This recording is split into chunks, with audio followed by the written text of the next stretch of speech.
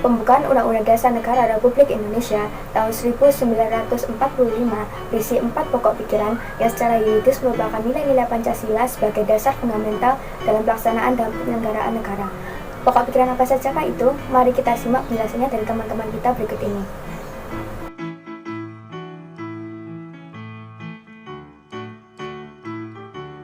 Pokok pikiran pertama atau pokok pikiran persatuan. Pokok pikiran ini berbunyi bahwa negara melindungi segenap bangsa Indonesia dan seluruh tumpah darah Indonesia dengan berdasar atas persatuan. Pokok pikiran tersebut menegaskan bahwa di dalam pembukaan diterima aliran negara persatuan, dan dengan demikian negara siap melindungi segenap bangsa Indonesia dan seluruh wilayahnya dari segala macam paham individualistik dan paham golongan. Dan juga dengan kata lain, setiap warga negara maupun penyelenggara negara wajib mengutamakan kepentingan negara di atas kepentingan pribadi atau kepentingan golongan. Pokok pikiran ini merupakan penjabaran dari sila ketiga Pancasila yang berbunyi Persatuan Indonesia. Contoh penerapan atau pelaksanaan pokok pikiran ini dalam kehidupan sehari-hari antara lain yaitu 1. Menggunakan bahasa Indonesia dengan baik dan benar. 2. Tidak membeda-bedakan agama, suku, ras, dan budaya dalam berteman atau dalam bergaul. 3. Taat dalam membayar pajak. 4. Hidup rukun dengan saudara.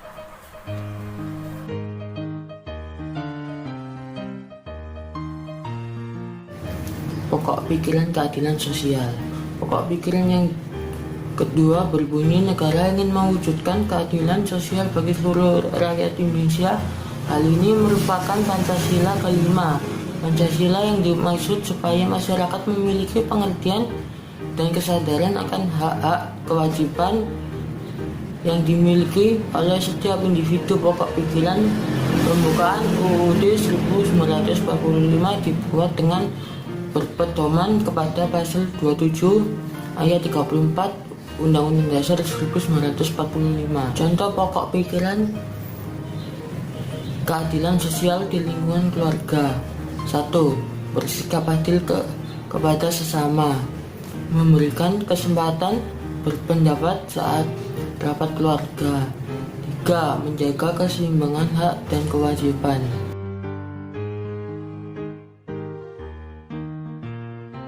3. Pokok pikiran kedaulatan rakyat. Pokok pikiran ketiga merupakan pancaran dari sila keempat yang terfokus pada kedaulatan rakyat.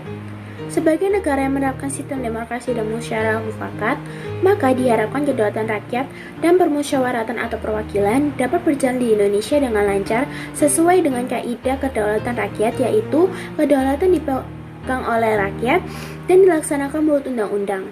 Pokok pikiran ini diciptakan atas dasar pada pasal 1 ayat 2-3 dan pada pasal 27 UUD 1945. Contoh penerapan di bangsa dan negara. 1. Melakukan perbuatan yang bermanfaat. 2. Menaati peraturan atau undang-undang yang berlaku. 3.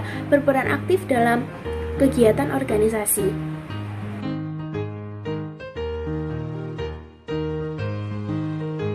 Pokok pikiran yang keempat merupakan pancaran dari sila pertama sekaligus kedua dari Pancasila.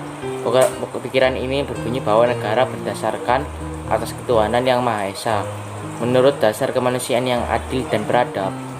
Secara tersirat, pokok pikiran ini menegaskan kepada pemerintah dan perangkat hukum lainnya untuk tetap menerapkan budi pekerti kemanusiaan yang baik dan ketakwaan kepada Tuhan. Diharapkan harkat dan martabat manusia juga dapat dijunjung tinggi dalam keadaan apapun dan kapanpun. Pokok pikiran pembukaan UUD 1945 yang keempat ini dibuat dengan berpedoman pada pasal 34-37 UUD 1945. Hubungan keluarga, contohnya beribadah tepat waktu. 2. Saling mengingatkan untuk beribadah. Yang kedua tuh lingkungan sekolah. 1.